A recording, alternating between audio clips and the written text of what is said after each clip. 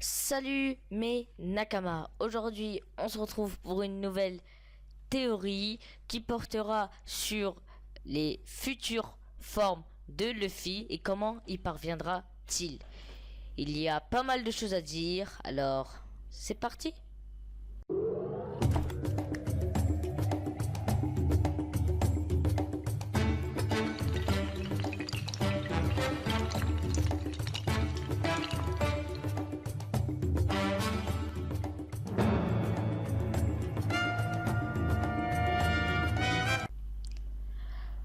Le Gear 4 est-il vraiment achevé? C'est la question que je me pose.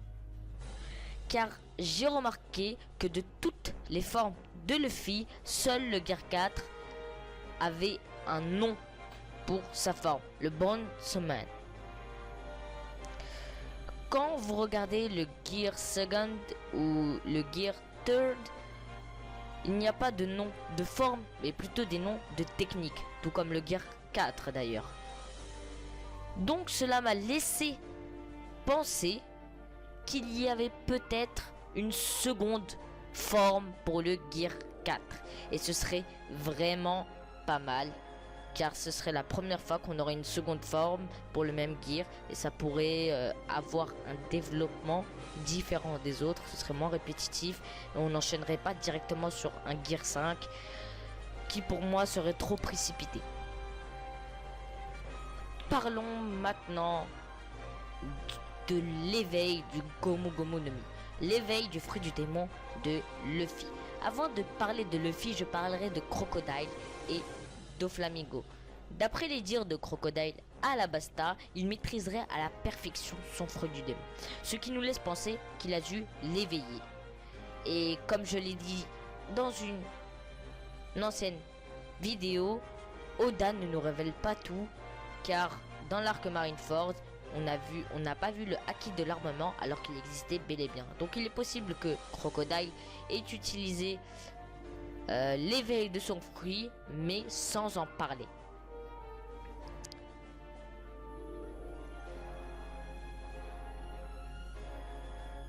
Ensuite, parlons de Doflamingo. Lui, on le voit clairement utiliser son fruit éveillé. Il en résulte qu'il peut transformer certains éléments en fil et mieux les contrôler. Pour moi, l'éveil permet tout simplement de pousser le contrôle de son fruit au maximum de ses capacités. Je m'explique. Imaginons qu'en mode non éveillé, un utilisateur pourrait utiliser seulement 60% de ses capacités. En atteignant le stade d'éveil, il pourrait alors se servir de 100% des pouvoirs de son fruit du démon. Si nous prenons l'exemple de Crocodile, l'éveil lui permettra de mieux maîtriser le sable et d'ainsi pouvoir aspirer l'eau de son environnement et ainsi le déshydrater. Pour Doflamingo, il serait capable de créer des fils à partir de tout et n'importe quoi et de les rendre plus puissants et mieux les maîtriser. Venons-en maintenant aux faits. Quel serait le mode éveil de Monkey D. Luffy? Tout d'abord, je voudrais aussi dire que je pense que le mode éveil est propre à chaque utilisateur. C'est-à-dire que selon le fruit du démon et selon l'utilisateur, l'éveil ne sera pas le même. Étant donné que c'est un paramécia, Luffy ne pourra pas interagir avec son environnement. Cela nous laisse penser qu'il interagira seulement avec son corps. Donc, je pense que l'éveil concernera seulement son corps. Je pense plutôt que comme les deux précédents, il serait capable de maîtriser beaucoup mieux le caoutchouc qui constitue son corps. Jusque-là, vous me direz rien de bien exceptionnel. Pourtant, le fait de pouvoir modifier son corps en un clin d'œil serait une grande progression pour Luffy. Il pourrait utiliser le Gear 3, le Gear 4 sans se gonfler, le Gear 2 sans pomper et sûrement ses futures transformations aussi facilement. C'est-à-dire qu'au lieu d'utiliser un Gear jusqu'à sa fin, il serait maintenant capable d'en changer très rapidement et sans mouvement superflu. Il gagnerait en vitesse, en puissance et obtiendrait un effet de surprise monstrueux. Faisons une petite simulation pour que vous compreniez bien. Imaginez Luffy en combat.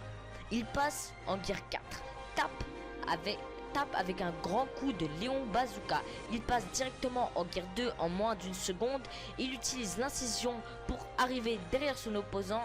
Il passe au Gear 4 en moins d'une seconde et il frappe avec le Grizzly Magnum, et ceci répétitivement durant tout le combat. Je trouve que ça correspond au style de combat de Luffy et ça pourrait rendre cette technique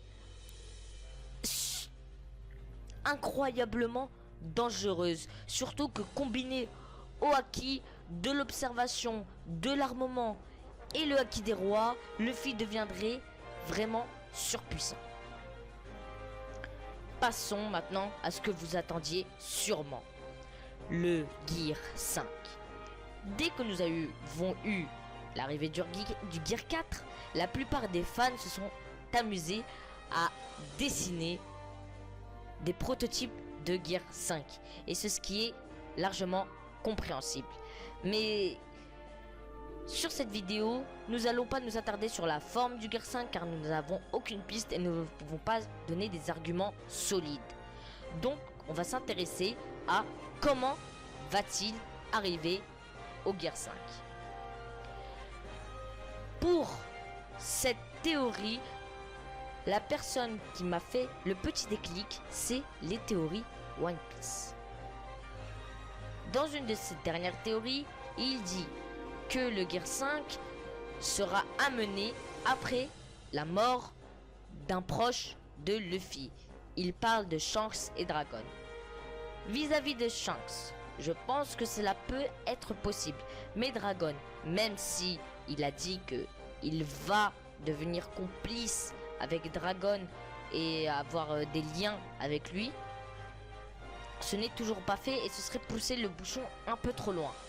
Donc j'ai pensé à une personne dont vous vous doutez sûrement, Sabo. Sabo est le frère de Luffy. Il a passé son enfance avec lui et comme nous nous montraient ses retrouvailles, il tient vraiment à lui. Pour continuer cette théorie, nous allons nous poser sur la théorie des retours. Pour moi, Sabo est la réincarnation de Ace dans le Nouveau Monde. Si vous ne connaissez pas la théorie des retours, nous allons faire une petite explication. La théorie des retours veut que tous les éléments qui se sont passés dans la première partie de Grand Line, les événements majeurs bien sûr, se reproduiront dans le Nouveau Monde. Pas exactement de la même façon, mais se reproduiront d'une façon ou d'une autre. Donc, pour moi, Ace est apparu à Alabasta sur Grand Line. Sabo est apparu à Dressrosa dans le Nouveau Monde. Ces deux arcs ont énormément de points communs, rien que vis-à-vis du point scénaristique. Il y a dans les deux cas un roi, dans les deux cas on s'intéresse au peuple, dans les deux cas Luffy sauve un pays et on a justement cette apparition de Ace, donc son frère dans l'arc Alabasta et Sabo dans l'arc Dressrosa. Cela nous laisse penser, car il y a beaucoup trop de points communs à mon goût. Les adieux de Sabo sont exactement les mêmes adieux que Ace, c'est-à-dire qu'il demande à l'équipage de Luffy de s'occuper de lui, qu'il dit que ses amis sont drôles, que Luffy est dur à encadrer et dernier point commun, ils ont le même fruit du démon. Je sais que vous balancez la mort de Sabo tout de suite alors qu'on vient de s'attacher au personnage est un peu dur, mais il faut l'admettre, je pense qu'il va mourir. Comment? Je ne sais pas. Mais toujours d'après les théories One Piece, il mourra sûrement dans une guerre après la rage.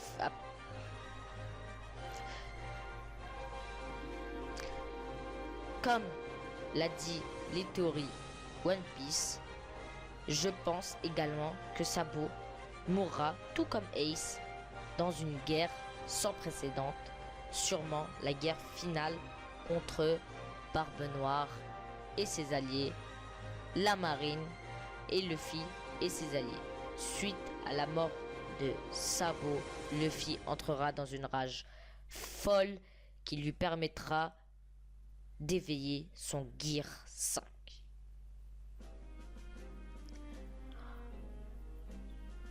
En conclusion, Luffy nous réserve sûrement une seconde forme concernant le Gear 4, car il donne un nom à sa transformation, ce qui n'est pas habituel. Cela nous laisse penser donc qu'il y a une autre forme.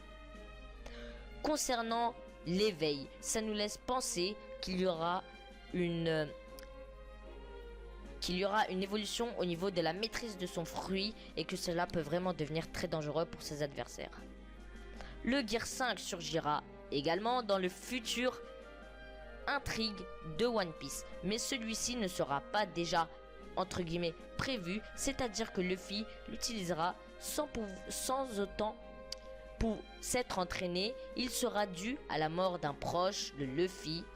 Je pense à Sabo car son introduction, ses actions et ses adieux nous font fortement penser à Ace. En s'appuyant sur la théorie des retours, cela est tout à fait plausible.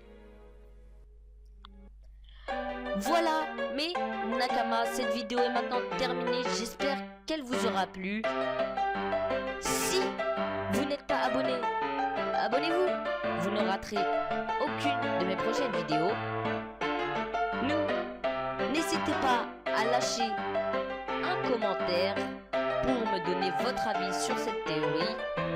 Si vous avez plus de questions, je suis sur les réseaux sociaux. Et n'oubliez pas de liker la vidéo. À la prochaine!